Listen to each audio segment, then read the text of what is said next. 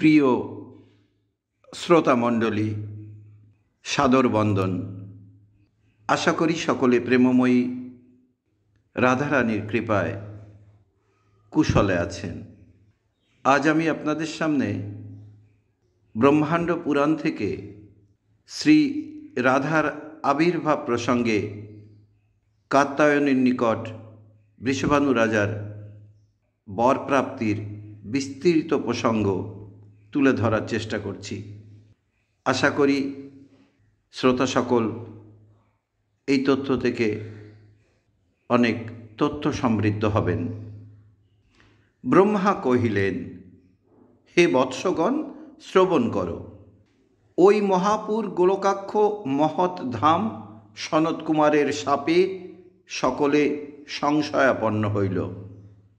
সে সকল বিষ্ণু পার্ষদ বৈষ্ণবগণ ইহারা সকলেই ভগ্নোৎসাহ ও ভগ্ন সংকল্প হইলেন, অর্থাৎ নিরন্তর গোলকে ভগবৎ সেবায় নিযুক্ত ছিলেন এবং নিয়ত তত্রস্থ থাকিয়া ভগবানের পরিচর্যা করিব বলিয়া তাহাদের যে বাসনা তাহা ব্যাঘাত জন্মিল। ওই সকল গোলকস্থিত মহাত্মা ও মহা ওজ সম্পন্ন ভগবৎ পরিকরগণ পৃথিবীতে দাপর যুগ অবসানে যদু বংশে এবং কুরু বংশে জন্মগ্রহণ করিলেন। নন্দাদি গোপ সকল ও গোপবেশাঢ্য শ্রীদামাদি শ্রীকৃষ্ণের বয়স্য বালক সকল ইহারাও ব্রজভূমে অবতীর্ণ হইলেন। নিত্য পুষ্প ও ফলবান বৃক্ষে আকীর্ণ নানা ধাতু ও নানা মণিমণ্ডিত পর্বত প্রবর গোবর্ধনের উপত্যকায় কালিন্দী নদী তীরে পূর্বে ব্রহ্মা কর্তৃক শ্রীরাধার প্রতিমা যে স্থানে প্রতিস্থাপিত আছে তৎসন্নিধানে গোকুল নগরে ললিতাদি স্ত্রীগণ সকলে জন্মগ্রহণ করেন।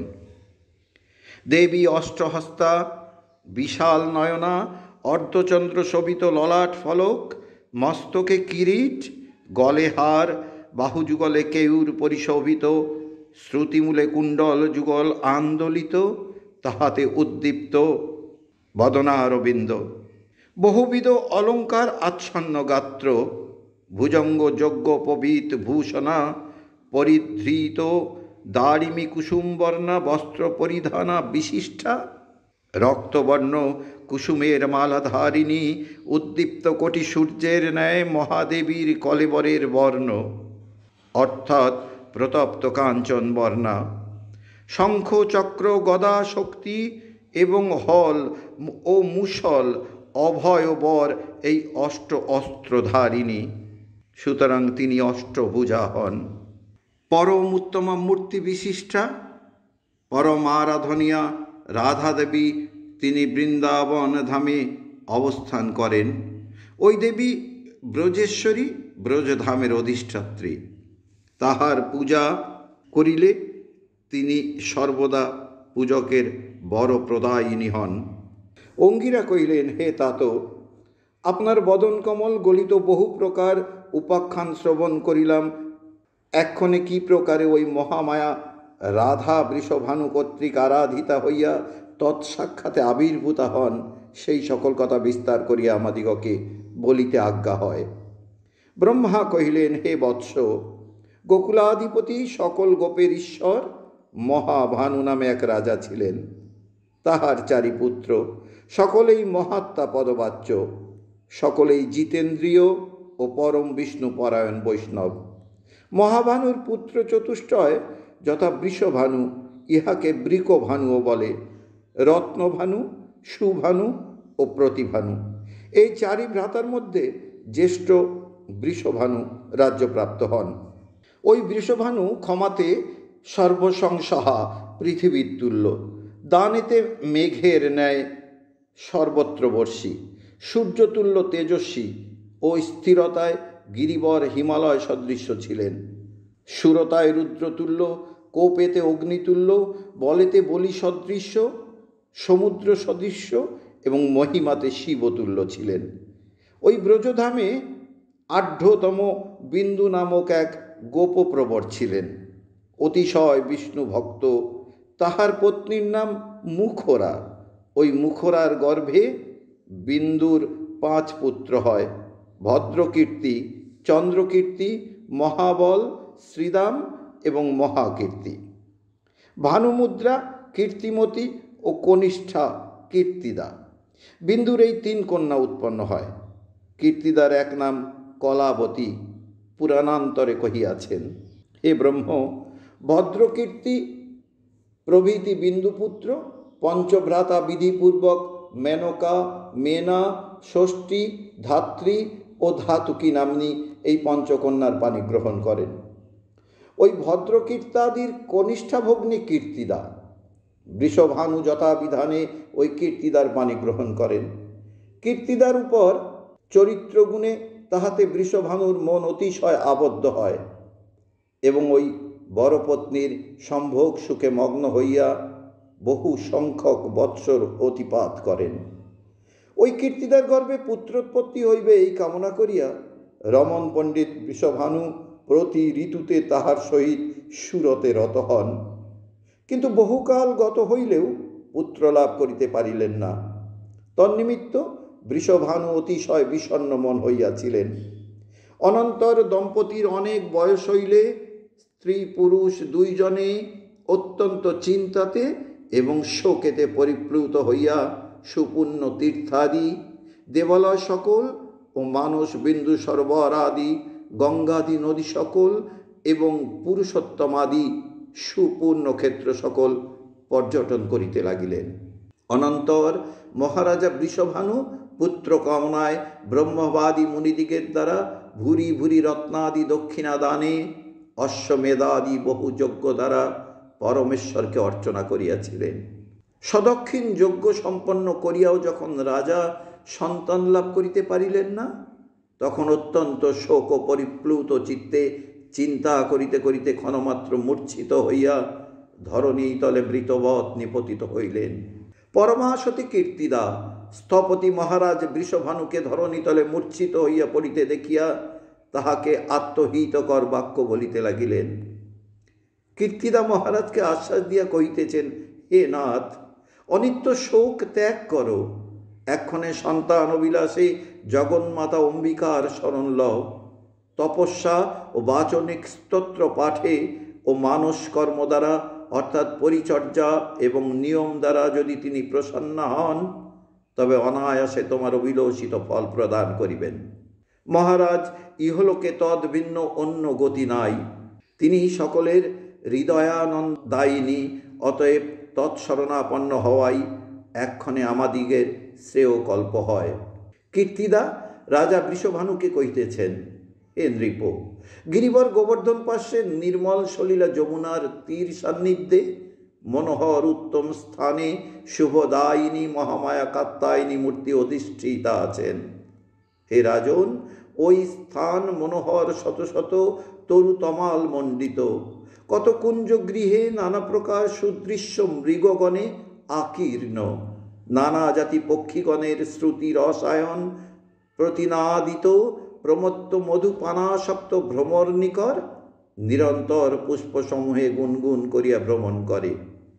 হে নাথ, সর্বজীবের বরপ্রদা জ্ঞানস্বরূপা পরমা প্রকৃতি পরমেশ্বরী কাত্যায়নী দেবী তথায় অবস্থিতা আছেন। যদি আপনার হিতকর বরলাভের ইচ্ছা হয়, তবে সম্যক যত্ন দ্বারা সেই মহাদেবীর আরাধনা করুন। ব্রহ্মা অঙ্গিরাকে কহিতেছেন, হে বৎস, অপত্যহীনতা প্রযুক্ত অত্যন্ত দুঃখে কাতর রাজা বৃষভানু সপ্রিয়া কীর্তিদার মুখে আপনার প্রিয়ঙ্কর এই বাক্য শ্রবণ করত অনতিবিলম্বে ওই গোবর্ধন সন্নিহিত বনে তপস্যার্থে গমন করিলেন। মহারাজা মনোহর কালিন্দী তীর সংপ্রান্তে তৎপবিত্র জল স্পর্শে পবিত্র হইয়া এক মন চিত্তে তথায় সুদৃঢ় বদ্ধাসনে উপবিষ্ট হইলেন। অনন্তর প্রাণ অপান সমান উদান ও ব্যান বায়ুকে প্রাণায়াম দ্বারা সংযত করত যতবাক হইলেন এবং মৌন অবলম্বন করিলেন। মহারাজ বৃষভানু সশরীরস্থ অগ্নিকে বায়ুতে, বায়ুকে জলেতে, জলকে আকাশেতে লয় করিলেন। অনন্তর সুদৃঢ় যোগ অবলম্বন দ্বারা মূলাধারস্থ কুলকুণ্ডলিনীর সহিত হৃদিস্থ জীবাত্মাকে লইয়া শিরস্থিত সহস্রদল কমলে পরমাত্মার সহিত সংযোগ করিয়া চিত্তকে নিশ্চল করিলেন।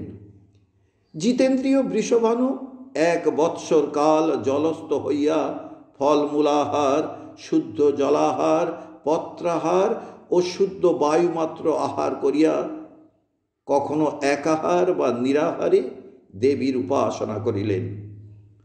এইরূপে রাজা চরণের বৃদ্ধাঙ্গুলি দ্বারা পৃথিবীকে স্পর্শ করিয়া ঊর্ধ্ববাহু হইয়া কতিপয় বৎসর অতিপাত করত, পরে ঊর্ধ্বপাদ অধশির হইয়া ঘোরতর তপস্যায় রত হইলেন। সংযত মানুষ রাজা বৃষভানু এইরূপ কঠোর ব্রতে 100 সংবৎসর কাল অতিপাত করিলেন। পরে 100 বৎসর অতীত হইলে অশরীরী বাক্যে আকাশ হইতে বাগদেবী তাহাকে এই কথা কহিলেন। মহারাজা বৃষভানুকে সম্বোধন করত বাগদেবী এমত গম্ভীর শব্দে কহিতে লাগিলেন যে সেই শব্দে সমস্ত আকাশমণ্ডল পরিপূর্ণ হইল। হে বৃষভানু, তোমায় হিতকর বাক্য আমি বলিতেছি, শ্রবণ করো। হে বৎস, অনন্তর সেই পরম কল্যাণকর হিতবাক্য শ্রবণ করিয়া তদুচিত কর্মের অনুষ্ঠান করো। হে বৎস, হরিনাম শ্রবণ বিনা জীবের কর্ণশুদ্ধি হয় না। এ কারণ অতি শ্রেয়স্কর হরিনামের অনুকীর্তন করো। হে রাজন, এক্ষণে যথাক্রমানুসারে তুমি গুরুর নিকট হরিনাম গ্রহণ করো, অর্থাৎ হরিনাম গ্রহণান্তর অন্য মন্ত্র গ্রহণ করো তো সাধনা করিলে সিদ্ধি লাভ হয়। আকাশবাণী শ্রবণ করিয়া বৃষভানু রাজা বিনয় সহকারে দেবীকে কহিলেন, হে মাতো, সৃষ্টিস্থিতি প্রলয়কর্ত্রী পরমা প্রকৃতি, আপনি যে হরিনাম গ্রহণ করিতে আমাকে উপদেশ দিলেন, সেই হরিনামের কি মহিমা এবং যেরূপ অনুষ্ঠান হরিনাম গ্রহণ করিব আপনি কৃপা করিয়া যথাবৎ তত্ত্বতঃ আমাকে বলুন। ব্রহ্মা অঙ্গিরাকে কহিতেছেন, হে বৎস, মহারাজা বৃষভানুর এতদ্বাক্য শ্রবণ করত। মেঘধ্বনির ন্যায় গম্ভীর শব্দে ধীরে ধীরে মহাদেবী এই বাক্য কহিলেন। হে মহাবাহ, দেবর্ষিগণ সেবিত সুপূর্ণ বিরজা নদীর তীরে পবিত্র পুলিনে সর্বতপস্বী শ্রেষ্ঠ তপস্বী মহামুনি শ্রীমৎ কেতু তপস্যায় রত আছেন। তুমি তথায় গমন করত, তাহার নিকট হরিনাম শ্রবণ করো। ব্রহ্মা অঙ্গিরাকে কহিতেছেন, হে বৎস, শত্রুকর্ষণ মহারাজা বৃষভানু দেবী উক্ত আত্মহিতকর বাক্যামৃত পান করত। সুদিন মনা হইয়া অতি সত্বর গমনে ক্রতু মুনির নিকট উপস্থিত হইয়া সুদীর্ঘ নিঃশ্বাস পরিত্যাগপূর্বক তপোধর্মে সংনিরত সেই মুনিবরকে দর্শন করিলেন। যোগাসনে উপবিষ্ট প্রশংসিত ব্রতধারী পরমার্চনীয় মুনিকে অর্চনা করিয়া তাহার চরণ প্রান্তে নিপতিত হইয়া অতিশয় উষ্ণ দীর্ঘ নিঃশ্বাস পরিত্যাগ করিতে লাগিলেন। অনন্তর মহাযশস্বী রাজা বৃষভানু গদগদ স্বরে মুনিবরকে এই কথা বলিলেন, হে দীনেশ, হে মুনে, আপনি মহাযোগী, দীনানুকম্পী, শরণাগত প্রতিপালক। হে ভগবান, আমাকে রক্ষা করুন, আমি আপনাকে নমস্কার করি। হে বিশ্বার্য অর্থাৎ জগৎশ্রেষ্ঠ মহামুনে, সাধু সকল দীন ও বৎসল হয়েন, অতএব আমাকে অতি দীন জানিয়া আপনি আমাকে রক্ষা করুন।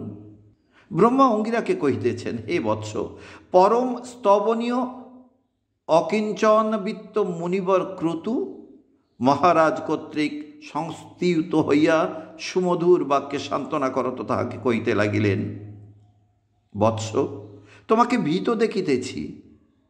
ভয় কি? অভীত হও। তুমি কি জন্য এত পরিতাপ করিতেছ? তোমার হৃদয়ের মধ্যে কোন বিষয়ের চিন্তা উপস্থিত হইয়াছে তাহা বলো। আমি তোমার স্নেহপাশে অতিশয় আবদ্ধ হইলাম। এহেতু তোমার মনোগত চিন্তনীয় বিষয় যদিও সুদুষ্কর হয়, তথাপি তাহা সুসিদ্ধ করিব। চিন্তা কি? বৃষভানু ক্রুতমণিকে সম্বোধন করিয়া আত্মবিলসিত বিষয় প্রার্থনা করিলেন, হে বিভো, এ দিনের প্রতি আপনি প্রসন্ন হইলে এই ত্রিভুবন মধ্যে অলভ্য বিষয় কি আছে? যদি আমাতে আপনার অনুগ্রহ থাকে, তবে কৃপা করিয়া সুদুর্লভ হরিনাম আমাকে প্রদান করুন। হে বিশ্ববিদ মুনে, এই বিশ্বস্ত বিষয় আপনি সকলেই জানেন। হে শরণাগত পালক, আমি আপনাকে নমস্কার করি, আমার প্রতি প্রসন্ন হন। ব্রহ্মা অঙ্গিরাকে কহিলেন, হে বৎস, প্রস্ফুটিত লোহিত পঙ্কজ তুল্য বদন মুনিসত্তম ক্রুতু শরণাগত মহারাজের বিনয় বচনে সুপ্রসন্ন হইয়া বৃষভানুকে হরিনাম প্রদান করিলেন এবং যেরূপ অনুষ্ঠানে হরিনাম জপ করিতে হয় তাহাও কহিয়া দিলেন। লোমর্ষণসুত বেদব্যাসপতি পুনঃ প্রশ্ন করিলেন, হে বিভো, হে নাথ দ্বৈপায়ন, আপনি হরিনাম সঙ্গক পরমার্থ সাধক ব্রহ্মপদপ্রদ যে মহামন্ত্র কীর্তন করিলেন, এইক্ষণে সেই সিদ্ধিকর হরিনামাক্ষ মন্ত্র কি, তাহা আমাকে কৃপা করিয়া বলুন। দ্বৈপায়ন কহিলেন, হে বৎসসুত, মহামন্ত্র হরিনাম গ্রহণমাত্র জীব সাক্ষাৎ ব্রহ্মময় হয়। সুরাপানশীল ব্যক্তিও হরিনাম গ্রহণ মাত্রে তৎক্ষণাৎ পরম পবিত্র হয় এবং সর্বসিদ্ধিযুক্ত হয়। হে বৎস, তুমি মহাভাগবত অর্থাৎ ভগবত ভক্তের শিরোমণি, অতএব তোমায় আমি মহামন্ত্র হরিনাম কহিতেছি, শ্রবণ করো। দ্বাত্রিংশ অক্ষর সংযুক্ত ভগবানের ১৬ নাম সম্বোধনপূর্বক জপ করিবে। হরে কৃষ্ণ কৃষ্ণ কৃষ্ণ হরে হরে, হরে রাম রাম রাম হরে হরে, হরে কৃষ্ণ কৃষ্ণ কৃষ্ণ হরে হরে, হরে রাম রাম রাম হরে হরে। এই সকল নামই ব্রহ্মবাচক হয়। হরিশব্দ মঙ্গলবাচক, ইহাতে আত্মাই পরম মঙ্গল। যদনুসরণে মৃত্যুরূপ অমঙ্গল নাশ হইয়া অমরণ ধর্মলাভ হয়। সমস্ত জগতের আত্মা যিনি, তিনি কৃষ্ণ পদবাচ্য হন। রাম শব্দে সর্বরঞ্জন, ইহাতে রাম শব্দ আত্মাবাচক। যেহেতু আত্মাই সর্বজন রঞ্জন হন, কেননা অনাত্ম বস্তুতে কাহারও আদর নাই, ইহাতে ৩ নাম পরম ব্রহ্মে বিশেষণ, যথা সত্যস্বরূপ, জ্ঞানস্বরূপ, আনন্দস্বরূপ। সত্য স্বরূপ হরিনাম, জ্ঞানস্বরূপ কৃষ্ণ নাম ও আনন্দস্বরূপ রাম নাম। এই ৩-এর বিশেষণগত অভেদতা জানাইবার জন্য ২ নামের দ্বিরুচ্চারণ করিয়াছেন। এই মহামন্ত্র হরিনাম ১০৮ বার ত্রিকাল জপে সর্বপ্রকার পাপের অপহারক হন, অর্থাৎ প্রাত, মধ্যাহ্ন ও সায়াহ্নে ১০৮ বার জপ করাতে সকল পাতক ধ্বংস হয়। ইহার পর ভবভীত জনের ভব নিস্তারণ উপায় আর নাই, ইহা সর্ববেদে কথিত হইয়াছে। সর্বশ্রুতি, স্মৃতি, পুরাণ, ইতিহাস, আগম, মীমাংসা, বেদ, বেদান্ত এবং বেদাঙ্গাদি সর্বশাস্ত্র মতে ইহাই কথিত হইয়াছে যে হরিনাম সংকীর্তনে আধ্যাত্মিক, আদিদৈবিক ও আদি ভৌতিক এই ত্রিবিধ প্রকার তাপ সংহার হয়। যত পাতক আছে, অর্থাৎ অতিপাতক, মহাপাতক ও উপপাতক, এই সমস্ত পাতকের প্রায়শ্চিত্ত হরিনাম সংকীর্তন তাহা শাস্ত্রে উক্ত হইয়াছে। এই তারক ব্রহ্ম হরিনাম সংকীর্তন তুল্য পরতর পবিত্র, কারণ আর কিছুমাত্র দেখিতে পাই না। অর্থাৎ হরিনাম সংকীর্তন সকল পুণ্য হইতে পুণ্যতর, অর্থাৎ ইহার তুল্য সুপুণ্যতর আর কিছুই নাই। সুরাপায়ী, ব্রহ্মহন্তা, স্বর্ণাদি চোর এবং পূর্বজন্মার্জিত পাপভুক রোগী, ভগ্নব্রতী অশুচি, বেদাধ্যায় বর্জিত ব্রাহ্মণ, সর্বপাপকৃত পুরুষ, প্রতারক অর্থাৎ খল ও বঞ্চক, স্বধর্মত্যাগী, শূদ্রাভর্তা দ্বিজ, কুলোটা উপভোগী, শুক্রবিক্রয়ী, এতৎ সর্বপাপের পাপী হইলেও সে হরির নাম সংকীর্তন মহিমায় পরম মুক্তিপ্রাপ্ত হয়। এ কারণ জ্ঞানবান পণ্ডিতদিগের সদা সর্বদা হরিনাম সংকীর্তন করা কর্তব্য। দমঘোষপুত্র শিশুপাল বিদ্বেষভাবে ভগবান গোবিন্দকে স্মরণ করিয়া বৈকুণ্ঠাক্ষ পরাৎপর স্বর্গলোকে গমন করিয়াছেন। সুতরাং তৎপরায়ণ হইয়া যাহারা হরিকে স্মরণ করেন তাহাদিগের কথা আর কি কহিব। বেদব্যাস লোমহর্ষণকে কহিলেন, হে বৎস, তখন ভগবান ক্রুতমুনি তাহাকে এই মহামন্ত্র হরিনাম প্রদান করত। পুনর্বার মনে মনে হরিকে স্মরণ করিয়া বৃষভানুকে এই তথ্য বলিলেন। বৎস, শাক্ত বা বৈষ্ণব কি সূর্য উপাসক সৌর অথবা শৈব কিংবা গণেশের উপাসক গানপত্য, এই পঞ্চায়তনী দীক্ষা বিষয়ে হরিনামানুকীর্তনে কর্ণশুদ্ধি লাভ হয়। অর্থাৎ সর্বাগ্রে হরিনাম দীক্ষা ব্যতীত কোনো মন্ত্রই দীক্ষিত হইবে না। যেহেতু কর্ণের অশুদ্ধতা জন্য মন্ত্র সকল ফলপ্রদ হয় না। হে রাজন, যাহার কর্ণপুটে হরিনাম প্রবিষ্ট না হয় তাহার সেই কর্ণযুগল সব কর্ণের ন্যায় অপবিত্র। পুনঃ হরিনাম প্রবেশে পবিত্রতা লাভ করে। অর্থাৎ যতদিন হরিনাম দীক্ষা না হয় ততদিন কর্ণ অপবিত্র থাকে। মহারাজা বৃষভানুকে ক্রুতমুনি কহিলেন, হে মহাবাহ, তোমাকে এই হরিনাম প্রদান করিলাম। অতঃপর তুমি সুসমাহিত চিত্তে বিদ্যা মন্ত্র জপ করো, ইহাতে তোমার অভিলাষ অবশ্য পূর্ণ হইবে। ব্রহ্মা অঙ্গিরাকে কহিলেন, হে দ্বিজ, মতিমান বৃষভানু রাজা ক্রুতমুনিকে অর্চনা করিয়া প্রণিপাতপূর্বক স্তব করত। তদ অনুজ্ঞা লইয়া ভক্তিতে আনন্দ কলেবরে হরিনাম মহামন্ত্র জপ করিতে করিতে তথা হইতে গমন করিলেন। অনন্তর রাজা যমুনা তীরে সমাগত হইয়া সেই পরম মন্ত্র জপ করিতে লাগিলেন। তদনন্তর কতিপয় দিবসান্তে কালের পরমাকলা মূল প্রকৃতি কালরূপা প্রস্ফুটিত কমল বদনা জগন্মাতা কাত্যায়নী রাজার প্রতি পরিতুষ্টা হইয়া সেই ব্রহ্মরূপা সনাতনী মহামায়া আবির্ভূতা হইলেন। রাজা বৃষভানু মহতি ভাষাতে ভাসমানা জগজ্জননী মহাদেবীকে সম্মুখে সন্দর্শন করত ভক্তিভাবযুক্ত নতস্কন্ধ নতমস্তক হইয়া প্রণাম করিলেন এবং মহাহর্ষ সমুদ্রে মগ্ন হইয়া জগদীশ্বরীকে স্তব করিতে লাগিলেন।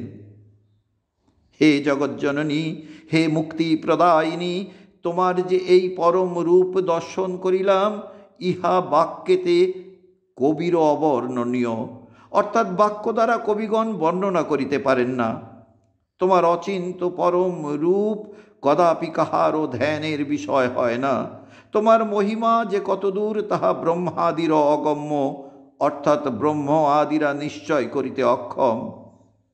হে মুরহরাভীষ্টপ্রদে, মুরহর ভগবান শ্রীকৃষ্ণের অভীষ্ট প্রদায়িনী, আমি অতি লঘু বুদ্ধি, আমা কর্তৃক তাহা কিরূপে বর্ণনীয় হইতে পারে।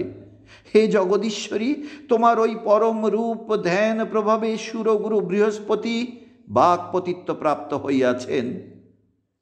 জগদ্ধাতা পদ্মজনী ব্রহ্মা তব অচিন্তনীয় রূপ হৃদয়ে ধারণ করত এই ত্রিজগৎ সৃষ্টি করিয়া প্রজাধিপত্য পদলাভ করিয়াছেন।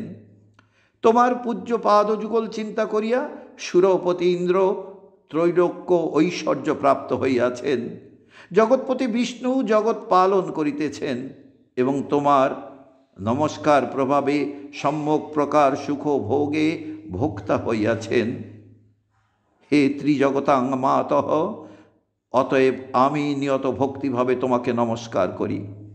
হে ভুবনেশ্বরী, আমি অতি দীন, ভক্তিহীন, মূর্খ, কেবলমাত্র অনুগ্রহ করিয়া আমাকে তোমার পাদপদ্মযুগল দর্শন করাইলেন। হে মাতো, শুদ্ধ মোক্ষরূপ মহাপদ্মের মকরন্দ পিপাসায় আমার এই মস্তক তদীয় চরণ কমলে ভ্রমরচর্যায় অবস্থিতি করিয়া রহিল। হে ভক্তবৎসলে, তপস্যা দ্বারা, বাক্য দ্বারা, কর্ম দ্বারা কিংবা মানস দ্বারা তোমার এই রূপ দর্শনের অগম্য। শুদ্ধ কৃপা করিয়া আমাকে দর্শন করাইলে, অতএব তোমাকে আমি নমস্কার করি। হে জগতের আধার স্বরূপা দেবী, তুমি জগন্মোহনকারিণী।